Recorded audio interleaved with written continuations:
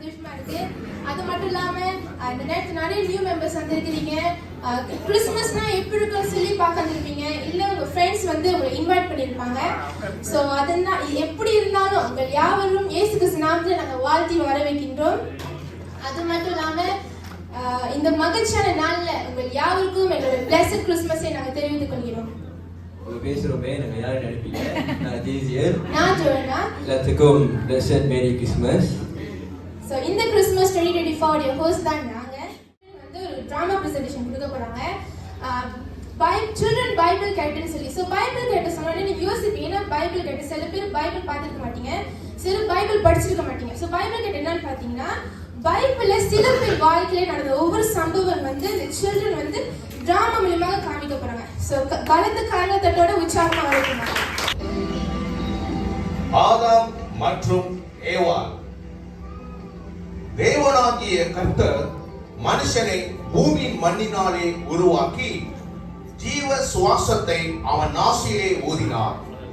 மனுஷன் ஜீவ ஆத்துமானான். ஆதாம் தேவனாலே உருவாக்கப்பட்டவர். தேவன் ஆதாமை விலா எலும்பை எடுத்து தான் ஏவாளை உருவாக்கினார். தேவன் அவர்களுக்கு பல பழங்களை உணவாக கொடுத்தார். ஆனால் நல்லதும் கெட்டதும் பழத்தையும் கொடுத்தார். மட்டும் நீ சாப்பிடக்கூடாது, அதை நீ சாப்பிட்டால் நீ சாகவே சாவாய் என்று கட்டளையிட்டார். ஆனால் பாம்பு தந்திரமாய் ஏவாளிடம் நீங்கள் சாகவே சாவதில்லை என்று சொன்னவுடனே ஏவாள் அதை சாப்பிட்டு ஆதாமுக்கும் கொடுத்தாள். தங்கள் தவறு மீறினால் புரிந்து கொண்டார்கள். நாம் இந்த கதையில் பார்க்க வேண்டியது என்னவென்றால், கர்த்தர் கொடுத்த வேலையை சரியாக செய்யவில்லை, கட்டளையை மீறினார்கள், கீழ்ப்படியாமல் போனார்கள். இதன் மூலமாகத்தான் மனிதனுக்கு பாவமும் துன்பங்களும் இந்த உலகத்தில் வந்தது. ஆமென்.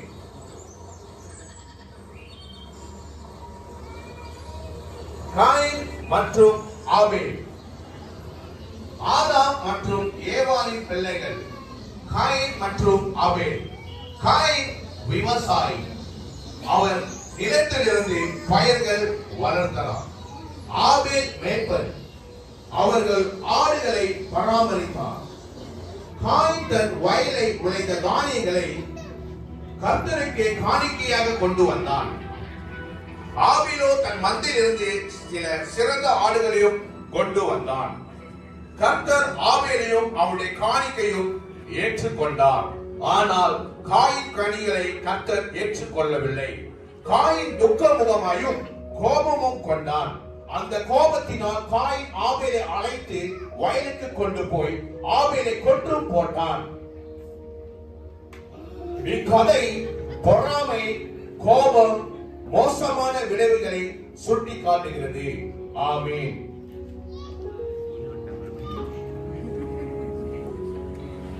ஆபிரகாம் மற்றும் சாராய்.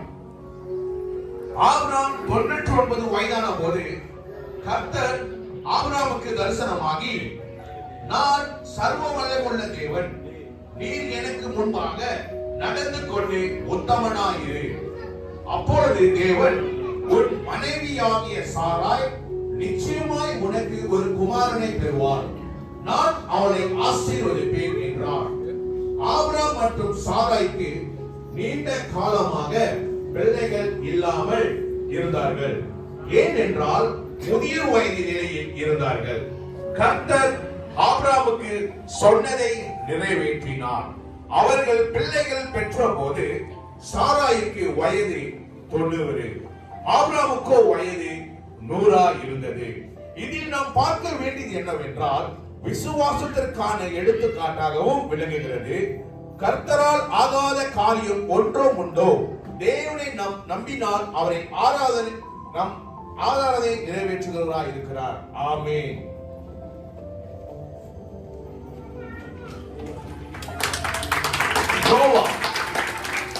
நோவா தன் காலத்தில் இருந்தவர்களுக்குள்ளே நீதிமானும் உத்தமனுமாய் இருந்தான். பூமியானது தேவனுக்கு முன்பாக கொடுமையினால் தங்கள் வழியை கெடுத்துக் கொண்டிருந்தார்கள். தேவன் நோவாவை நோக்கி, முடிவு எனக்கு முன்பாக வந்தது,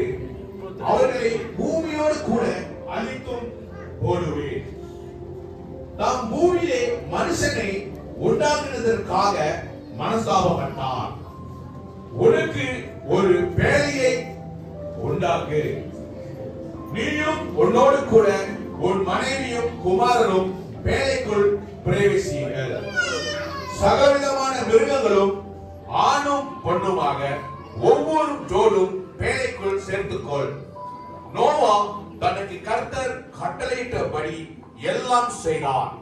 40 நாள் இரவும் பகலும் பூமியின் மேல் பெருமழை பெய்தது. நோவா கர்த்தருக்கு கீழ்ப்படிந்திருந்ததனால் தன் குடும்பத்தை காப்பாற்றினார். நோவாவுக்கோ கர்த்தருடைய கண்களில் கிருபை கிடைத்தது. ஆமென்.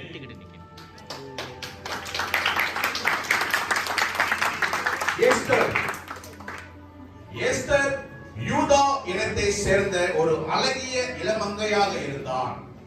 யூதர்கள் மீது ஏற்கப்பட்ட அழிவை தடுக்கவும் தமது மக்களுக்கு விடுதலை அடையவும் தேவனால் பயன்படுத்தப்பட்டவர். எஸ்தர் ஒரு அழகான பெண்.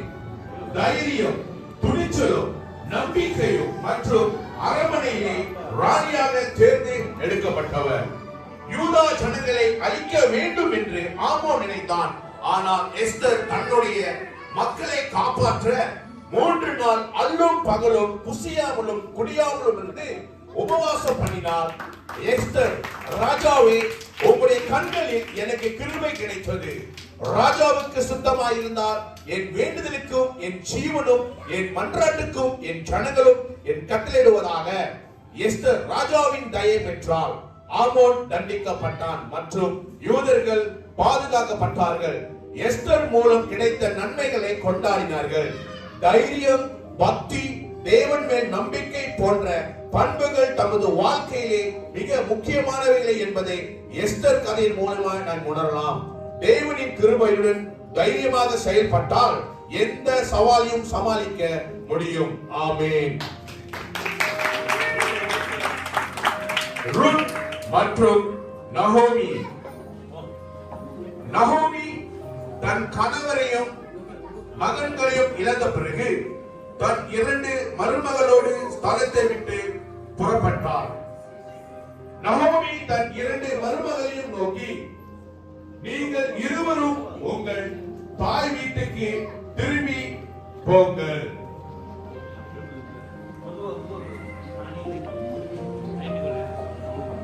அவர்கள் சப்தமிட்டு அதிகமாய் அழுதார்கள்.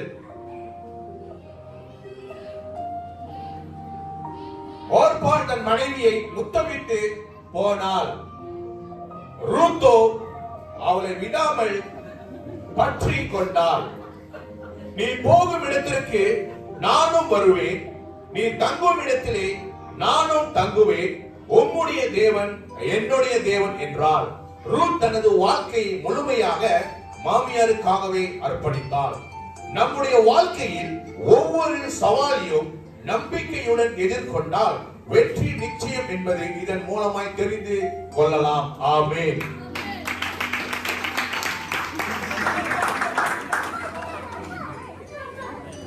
தாவீது மற்றும் கோலியாத். தாவீது ஒரு மேய்ப்பன்.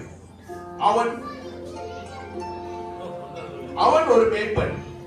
அவன் வாழ்க்கையில் அன்பு, தைரியம், தேவன் மேல் நம்பிக்கை மற்றும் கர்த்தரின் கிருபையினால் பல தருணங்களை இருந்தவர்.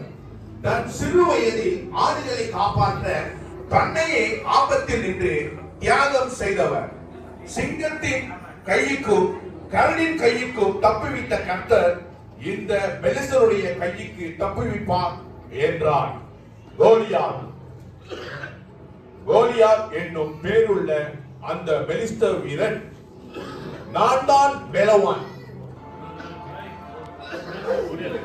என்னை வெல்ல ஒருவனாலும் முடியாது, எதற்கும் தைரியம் கொண்டவன், தன் சிறு வயது முதல் யுத்த வீரர். பெலிஸ்தர் நடந்தான். தாவீது அன்னைக்கு கிட்ட வந்தான். சுற்றி பார்த்து தாவீதை கண்டு அவன் இளைஞனும் சௌந்தரிய ரூபமான சிவந்த மேனியமானவனாய் இருந்தபடினால் அவனை அசட்டை பண்ணினான். தாவீது பெலிஸ்தரை நோக்கி, நீர் பட்டயத்தோடும் ஈட்டியோடும் கேடகத்தோடும் என்னிடத்தில் வருகிறாய். நானோ நீ நிந்தித்த இஸ்ரவேலுடைய ராணுவங்களின் தேவனாகிய சேனைகளுடைய கர்த்தரின் நாமத்தினாலே உன்னிடத்தில் வருகிறேன்.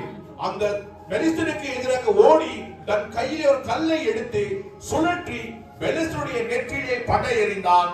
அவன் தரையிலே முகக்குப்புற விழுந்தான். தங்கள் வீரன் செத்து போனான் என்று பெலிஸ்தர் கண்டு ஓடி போனார்கள். இந்த கதையில் கர்த்தரின் மீது நம்பிக்கை வைத்து எந்த பெரிய பிரச்சனையும் வெல்ல முடியும் என்று உணர்த்துகிறது. ஆமென்.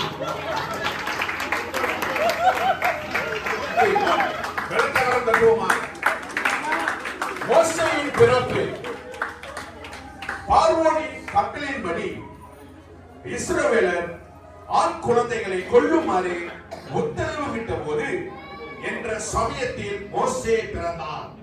மோசேயின் தாய் அவனை கருவிலே வைத்து நனல் ஆற்றிலே விட்டார். மோசே அழகான குழந்தை. அவர் உயிரை காப்பாற்ற முடிவு செய்தார். எகிப்து அரண்மனையிலே ஒரு இளவரசராக வளர்ந்தார். தன்னுடைய மக்கள் அடிமைகளாக இருப்பதை பார்த்து விடுவிக்க முயற்சி செய்தவர். கர்த்தர் முச்செடியின் நடுவிலே மோசேக்கு தரிசனமானார். உன் கையில் இருக்கிற கோலை தரையிலே போடு. போட்டபோது அது சர்ப்பமாயிற்று.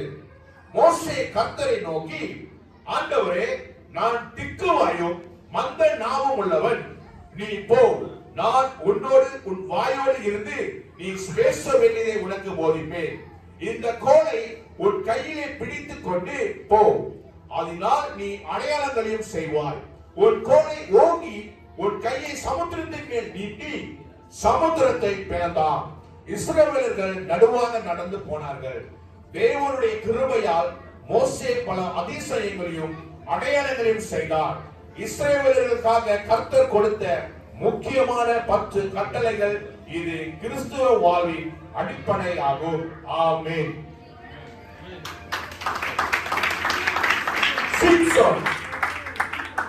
சிம்சோன் ஒரு கடவுள் அல்ல, ஆனால் தேவனால் தேர்ந்தெடுக்கப்பட்டு பெலிஸ்தர்களிடமிருந்து இஸ்ரவேல் மக்களை விடுவிக்க வலிமை அளிக்கப்பட்டவர். அவர் தலையின் மேல் சவரங்கத்தி படலாகாது. அந்த பிள்ளை பிறந்த முதல் தேவனுக்கென்று சமர்ப்பிக்கப்பட்டவராகவும் தலையை முடிவெட்ட கொள்ளக்கூடாது, மதுபானம் அருந்தக்கூடாது. ஆனால் சிம்சோன் அவர் ஒரு சிங்கத்தின் கையில் பிடியில் கிழித்தார். சிம்சோன் பெலிஸ்தரையும் தாக்கிய போது ஒரு கழுதின் எலும்பை பயன்படுத்தி 1000 பெலிஸ்தர்களை கொன்றார். சிம்சோன் கிளிதா என்ற பெண்ணை நேசித்து சிம்சோனின் வல்லனின் ரகசியமான அவனது முடியும் அறிந்து அதை வெட்டினால் அவன் பலன் பெற்றவன் என்று அறிந்து கர்த்தர் தன்னை விட்டு விலகினதை அறியாமல் இருந்தார். பெலிஸ்தர் கண்களை பிடுங்கினார்கள். சிம்சோன் கர்த்தரை நோக்கி கூப்பிட்டு, கர்த்தராகிய ஆண்டவரே, இந்த ஒரு விஷயம் மாத்திரம் என்னை நினைத்தருளும், பலப்படுத்தும் என்று தேவனை மீண்டும் அவரை பயன்படுத்தினார். நாம் கற்றுக்கொள்ள வேண்டியது என்னவென்றால், தேவன் நமக்கு கொடுக்கும் பொறுப்பை நாம் மதிக்க வேண்டும். சுய ஒழுக்கம் இல்லாமல் வாழ்ந்தால் நம்முடைய வாழ்க்கையும் நம் வருங்காலமும் பாதிக்கப்படும். ஆமென்.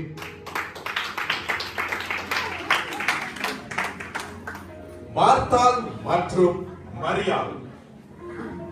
மார்த்தாள், மரியாள் இருவரும் சகோதரிகள். அவர்கள் இயேசுவுக்கு மிக நெருக்கமானவர்கள். மார்த்தாள் அவரை தன் வீட்டில் வரவேற்றுகிறார். அவருக்கு உணவும் மற்றும் வீட்டு வேலை செய்ய கவனம் செலுத்தியும் இருக்கிறார். மார்த்தாள் இயேசுவின் வார்த்தைகளை கேட்கிறதை குறைத்து இயேசுவிடம் குறை கூறினார். என் தங்கை என்னோடு உதவி செய்யவில்லை என்றார். மார்த்தாள் இயேசுவினிடத்தில், நீர் இங்கே இருக்கிறானால் என் சகோதரன் மரித்திருக்க மாட்டான் என்று லாசருக்காக வேண்டுதல் செய்தவர். மார்த்தாள் மனப்பான்மையுடன் செயல்பட்டார். அதே சமயத்தில் சில நேரங்களில் அவசரமும் குழப்பமும் கூட. ஆனால் இயேசுவின் மீது இருந்த தீவிரம் விசுவாசத்தால் அப்படியே இருந்தார். இயேசு அவளுக்கு பிரயோஜனமாக, மார்த்தாளே, மார்த்தாளே, நீ அநேக காரியங்களை குறித்து கவலைப்பட்டு கலங்குகிறாய், தேவையானது ஒன்றே என்றார். ஆமென்.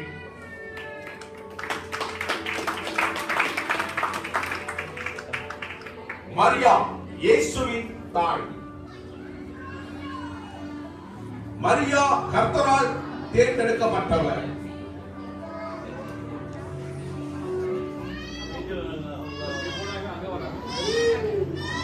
கர்த்தரால் தேர்வு செய்யப்பட்டு இயேசு கிறிஸ்துவின் தாயாக தேர்ந்தெடுக்கப்பட்டார்.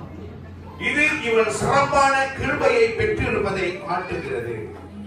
அவள் இருந்த வீட்டில் தேவ தூதன் பிரவேசித்து, கிருபை பெற்றவரை வாழ்க, கர்த்தர் உன்னுடன் இருக்கிறார், ஸ்திரீகளுக்குள்ளே நீ ஆசீர்வதிக்கப்பட்டவர்.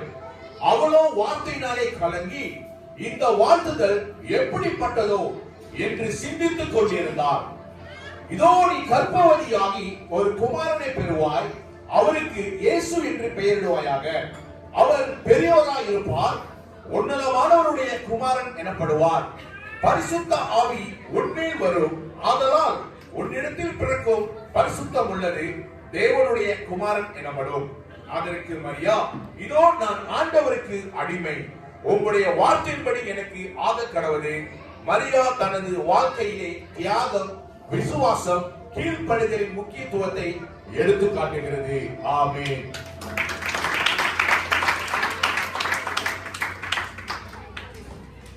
ஹல்லேலூயா.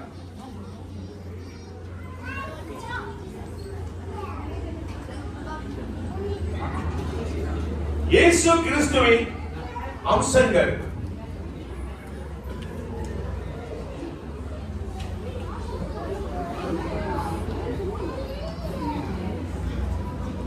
இயேசு கிறிஸ்து பெத்லகேம் என்கிற ஊரில் பிறந்தார்.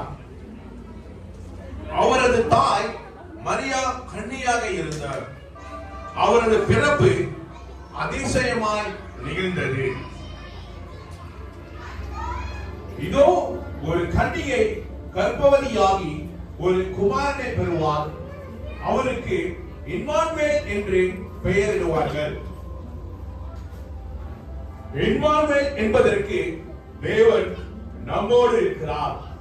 சுமார் 30 வயதிலிருந்து தனது மகிமையான வாழ்வை ஆரம்பித்து பல அற்புதங்களை செய்து அவருடைய கிருபை, அன்பு, சகிப்புத்தன்மை மற்றும் தேவனுடைய ராஜ்யம் பற்றிய பெரிய போதனைகளை செய்தார். அன்பு, தேவனை முழு இருதயத்தோடு நேசி, அருகில் உள்ளவர்களை உன்னை நேசிக்கிறது போல பிறரையும் நேசி. மன்னிப்பு, 70 மடங்காக மன்னியுங்கள் என்றும் பிறருக்கு நன்மை செய்ய வேண்டும் என்று உரைத்தார். அற்புதங்கள், கானான் ஊரிலே கல்யாணத்தில் தண்ணீரை திராட்சரசமாக மாற்றினார். 5 அப்பம் 2 மீன்கள் உண்டு 5000 பேரை போஷித்தார்.